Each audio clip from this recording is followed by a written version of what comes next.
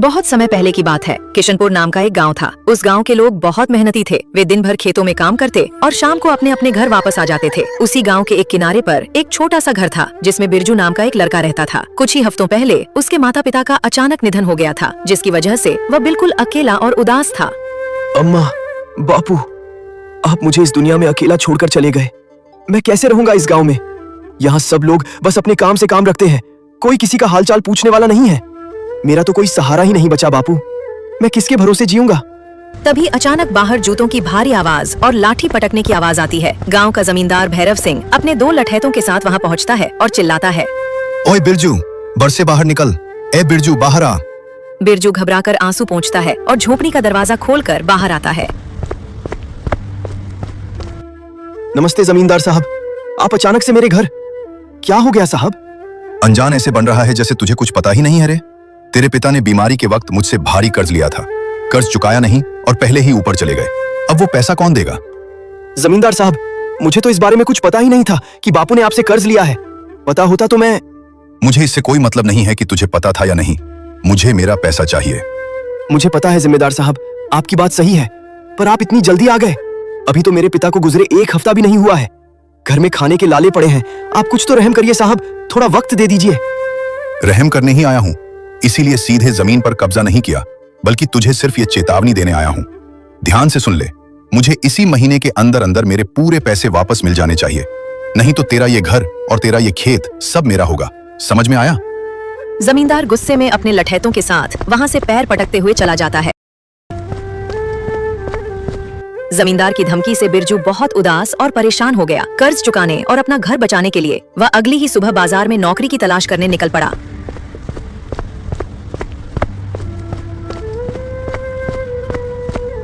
बिरजू 1-2 दुकानों पर जाता है। लोग उसे मना कर देते हैं। तभी उसकी नजर एक बड़े से ढाबे पर पड़ती है। बोर्ड पर लिखा है चौधरी का मशहूर ढाबा। वह हिम्मत करके वहां जाता है।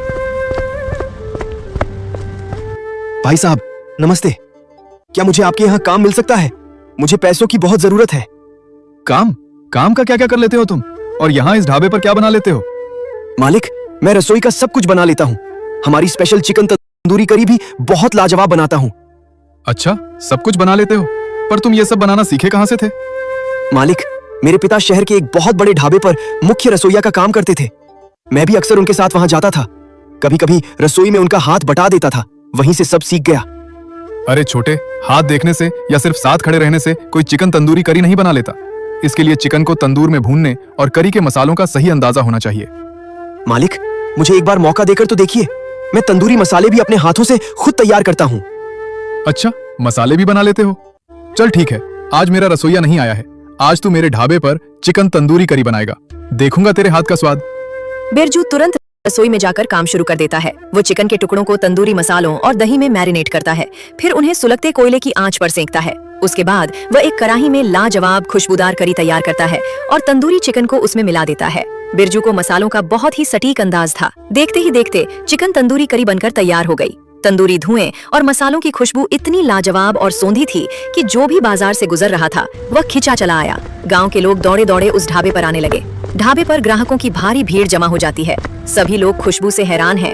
अरे चौधरी भाई, आज चिकन तंदूरी करी में क्या डाल दिया है ऐसा? ऐसी जबरदस्त महक तो आज तक तुम्हारे ढाबे से कभी नहीं आई। अरे कुछ नहीं भाई, ये तो बस मेरे हाथों का कमाल है। मैं ही सुबह उठकर सारे तंदूरी मसाले तैयार करता हूँ। अरे चौधरी, तुमने इस बिरजू को यहाँ क्यों रखा है? क्या ये भी रसोई में था? अरे कहाँ भाई, इसे खाना बनाना कहाँ आता है। इसे तो मैंने बस यहाँ झूठी प्लेटें धोने के लिए रखा है। चिकन तंदूरी करी तो मेरे ही तरीके से बनी है। बिरजू ये सब सुनता है पर अपनी मजबूरी के कारण कुछ नहीं बोलता और चुप रहता है। चलो चलो बातें छोड़ो चौधरी, अब जल्दी से प्लेट लगाओ। ए बिरजू, खड़ा क्या है वहाँ? चल जल्दी से सबकी प्लेट लगा। बिरजू चुपचाप ग्राहकों के आगे गर्मा गर्म चिकन तंदूरी करी की प्लेटें लगाता है। लोग खाते हुए तारीफ कर रहे हैं। वाह चौधरी, मजा आ गया।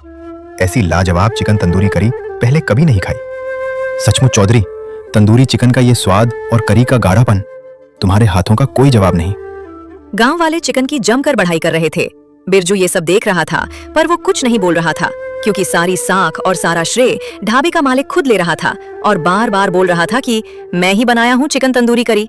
बिरजू मन ही मन संकल्प लेता है। कोई बात नहीं मालिक, आज मेरी मजबूरी है, इसलिए आप मेरे हुनर का क्रेडिट खुद ले रहे हैं। लेकिन मैं हमेशा यहाँ प्लेटें नहीं धोऊंगा। एक दिन मैं अपना खुद का ढाबा खोलूंगा और पूरी दुनिया को अपने हाथों का असली स्वाद चखाऊंगा।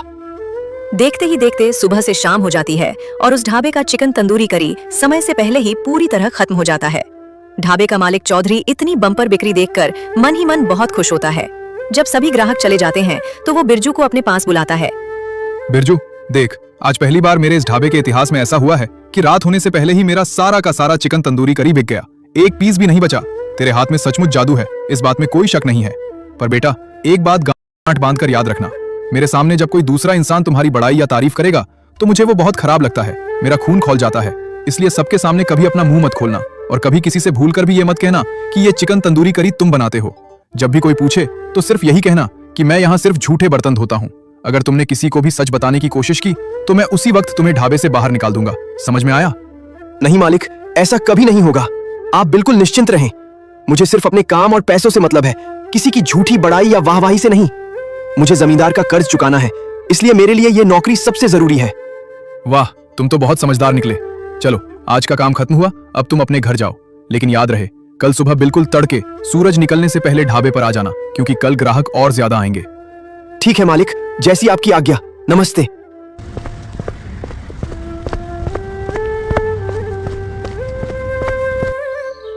अगली सुबह बिरजू बिल्कुल समय पर तड़के ही ढाबे पर पहुंच जाता है। इतनी सुबह बिरजू को दुकान पर देखकर ढाबे का मालिक चौधरी बहुत खुश होता है। अरे वाह बिरजू, तुम तो बड़ी जल्दी ढाबे पर चले आए। चलो, बहुत अच्छा किया। अब आ ही गए हो तो फटाफट हाथ पैर धो और चिकन तंदूरी करी बनाना शुरू कर दो। आज शहर से मेरे कुछ खास दोस्त और पुराने ग्राहक आ रहे हैं। इस बार ऐसा जादू डालना कि वो शहर के बड़े बड़े होटलों का स्वाद भूलकर हमेशा के लिए मेरे ढाबे के दीवाने हो जाएं। ठीक है मालिक, आप बिल्कुल बेफिक्र रहिए। बस मेरे हाथों का कमाल देखिए, आपके दोस्त उंगलियां चाटते रह जाएंगे। बिरजू तुरंत रसोई में जुट जाता है। देखते ही देखते चिकन तंदूरी करी बनकर तैयार हो जाती है। तभी शहर से सूट बूट पहने दो परदेसी बाबू ढाबे पर आते हैं और खुशबू सूंघकर हैरान रह जाते हैं। अरे चौधरी, तुम्हारे ढाबे पर पहले तो कभी ऐसी लाजवाब महक नहीं आती थी। सच सच बताओ, ये चिकन तंदूरी करी तुमने बनाई है या रसोई में खड़े इस लड़के ने बनाई है? अरे नहीं नहीं बाबू साहब, भला ये लड़का क्या बनाएगा? ये चिकन तंदूरी करी तो मैंने ही बनाई है। इसे तो मैंने बस यहाँ छोटे मोटे काम करने और बर्तन धोने के लिए रखा है। चौधरी, हमसे झूठ मत बोलो। हमने शहर के बहुत सारे बड़े बड़े ढाबों और होटलों में खाया है, पर जो महक इस करी में है वो और कहीं नहीं मिल सकती। हमें तो पक्का यकीन है कि ये चिकन इसी लड़के ने बनाया है। नहीं बाबू साहब, मैं सच कह रहा हूँ, ये मेरी ही रेसिपी है। चौधरी, मैं आखिरी बार पूछ रहा हूँ, सच सच बताओगे तो ही हम यहाँ खाएंगे, नहीं तो हम बिना खाए अभी वापस शहर चले जाएंगे और फिर कभी तुम्हारे ढाबे पर पैर नहीं रखेंगे। ग्राहकों के जाने के डर से और अपनी भारी कमाई डूबती देख चौधरी मजबूरी में सच उगल देता है। अरे बाबू साहब, गुस्सा मत होइए, आप सच कह रहे हैं। इसका नाम बिरजू है। ये चिकन तंदूरी करी बनाने का बहुत बड़ा कारीगर है। आज ये चिकन इसी ने बनाया है। अरे वाह बिरजू भाई, आज तो हम तुम्हारे हाथ की ही चिकन तंदूरी करी खाएंगे। चलो, हमारे लिए फटाफट एक बढ़िया सी प्लेट लगा दो। जी बाबू साहब, आप दोनों बैठिए, मैं अभी लेकर आता हूँ। दोनों परदेसी बाबू टेबल पर बैठ जाते हैं। बिरजू फटाफट उनके लिए गर्मा गर्म प्लेटें सजा कर लाता है। दोनों ग्राहक पहला निवाला मुंह में डालते ही झूम उठते हैं। वाह भाई बिरजू, कमाल कर दिया। ऐसा स्वाद तो शहर के सबसे बड़े और महंगे ढाबे में भी नहीं मिलता। मजा आ गया। परदेसी ग्राहक खाना खत्म करके काउंटर पर आते हैं। वे चौधरी को खाने के पैसे देते हैं और फिर जेब से 100 रुपए का नोट निकालकर बिरजू की तरफ बढ़ाते हैं। ये लो बिरजू भाई, तुम्हारी लाजवाब कुकिंग के लिए हमारी तरफ से छोटा सा इनाम। बहुत बहुत धन्यवाद बाबू साहब। ये देखकर चौधरी का चेहरा गुस्से से लाल हो जाता है और वो बिरजू के हाथ से पैसे छीनने ही वाला होता है कि पहला ग्राहक उसे देख लेता है। और सुनो चौधरी, इस लड़के की मेहनत का ये पैसा तुम भूल कर भी मत छूना। अगर तुमने इसके टिप के पैसे लेने की कोशिश की तो हमसे बुरा कोई नहीं होगा, याद रखना। अरे नहीं बाबू साहब, आप कैसी बात कर रहे हैं? मैं भला इसके पैसे क्यों लूंगा? ठीक है साहब, आप निश्चिंत रहिए। दोनों परदेसी बाबू वहाँ से चले जाते हैं।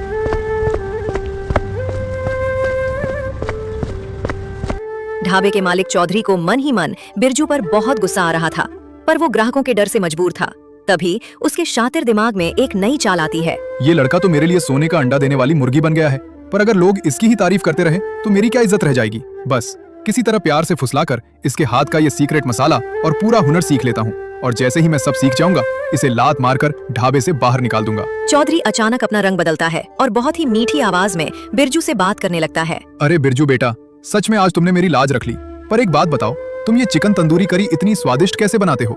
जरा मुझे भी तो इसका पूरा प्रोसेस बताओ कि तुम कौन से मसाले किस मात्रा में डालते हो। बिरजू बहुत सीधा था, वो चौधरी की इस चालाकी को समझ नहीं पाता। वो अपने मालिक पर भरोसा करके उन्हें पूरा प्रोसेस बताना शुरू कर देता है। मालिक, इसमें कोई बड़ा राज नहीं है।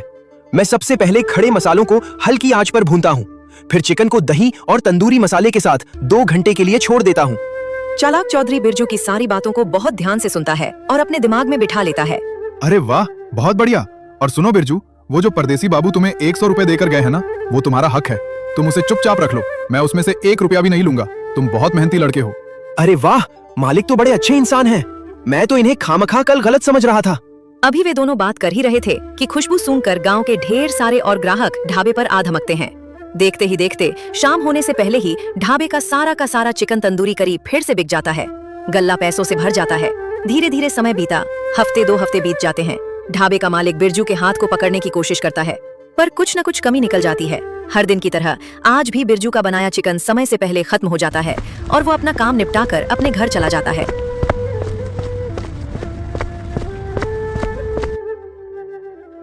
अगली सुबह जब बिरजू हमेशा की तरह काम पर ढाबे पर पहुंचता है तो वो वहां का नजारा देखकर सोच में पड़ जाता है। ढाबे का मालिक चौधरी पहले से ही चिकन तंदूरी करी बनाकर तैयार रख चुका था। मालिक, आप इतनी सुबह खुद खाना बना रहे हैं और ये चिकन तंदूरी करी अचानक से आपने? हाँ बिरजू, पहले ये बताओ, जरा सूंघ कर देखो और बताओ कि इसकी खुशबू कैसी है। मालिक, खुशबू तो अच्छी है, बिल्कुल वैसी ही है जैसी मैं बनाता हूँ। पर मालिक, आप मुझसे ये सब क्यों पूछ रहे हैं? आज मुझे काम नहीं करना क्या? देखो बिरजू, अब सीधे सीधे बात सुनो। अब मैं तुम्हें अपने इस ढाबे पर काम पर नहीं रख सकता। आज से तुम्हारी छुट्टी, क्योंकि अब मेरा तुम्हें काम पर रखने का कोई मन नहीं है। अब मुझे तुम्हारी कोई जरूरत नहीं है।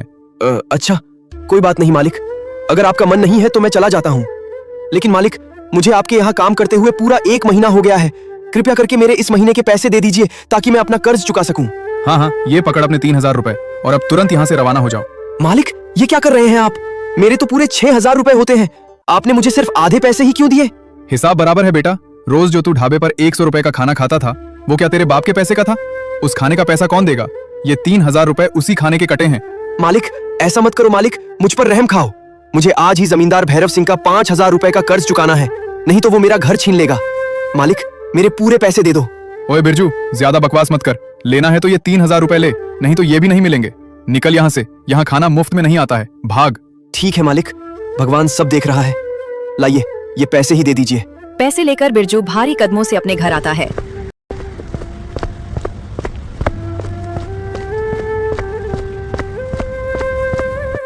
वो अभी बैठा सोच ही रहा था कि अब क्या करे।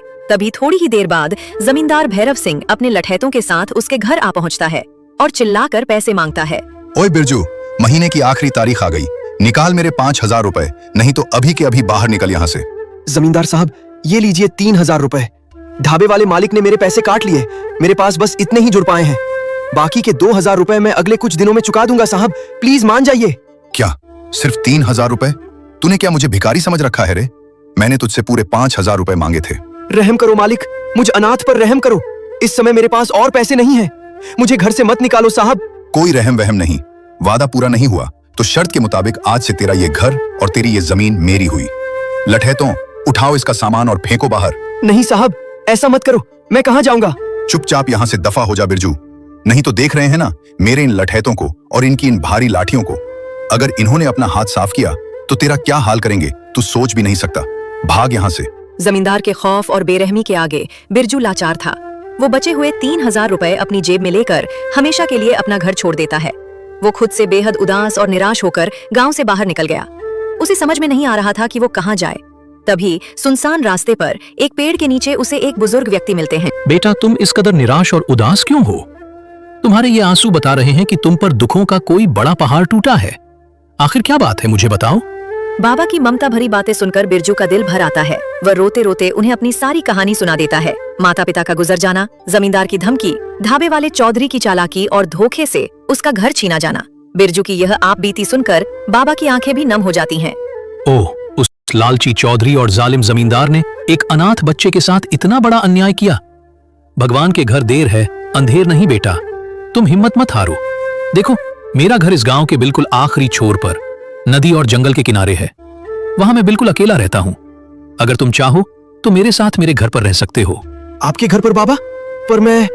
हाँ बेटा, और सुनो, मेरे घर के पास से जो नदी का रास्ता जाता है वो दूसरे गांवों को जोड़ता है। वहां से हर दिन तरह तरह के लोग आते जाते रहते हैं। मछली पकड़ने वाले मछुआरे, खेतों को जाने वाले किसान और दूसरे गांवों से आने जाने वाले मुसाफिर।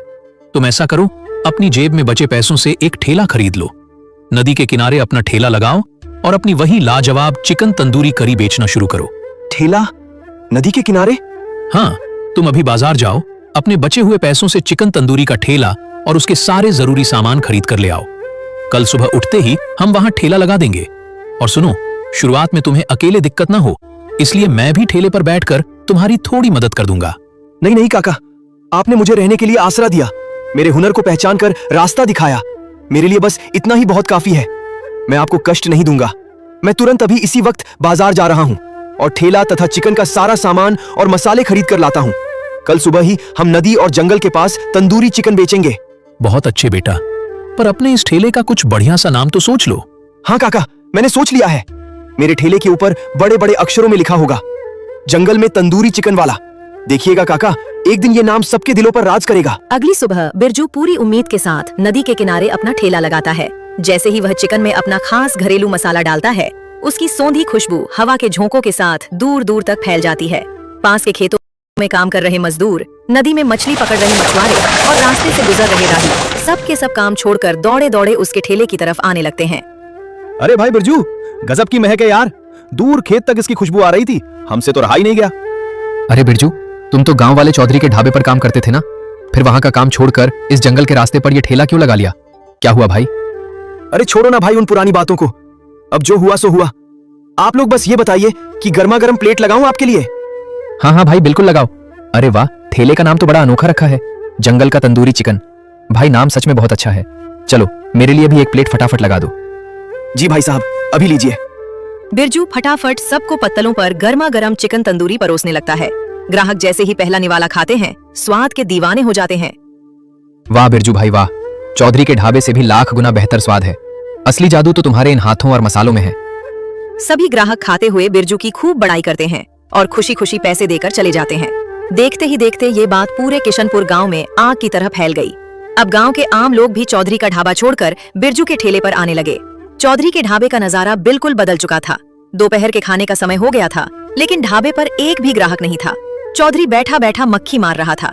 वह इस बात से बेहद परेशान था कि आखिर अचानक सारे गांव वालों को क्या हो गया है। तभी गांव का एक पुराना ग्राहक उधर से गुजरता है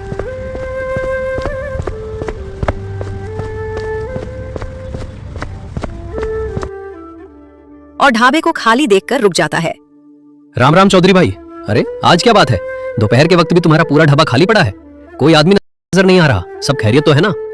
अरे राम राम भाई, मैं तो खुद सुबह से परेशान हूँ। समझ नहीं आ रहा कि आज सारे गांव वाले कहाँ गायब हो गए हैं। कोई मेरे ढाबे की तरफ झांक भी नहीं रहा है। तुम्हें कुछ पता है क्या कि माजरा क्या है? अरे चौधरी भाई, तुम्हें नहीं पता?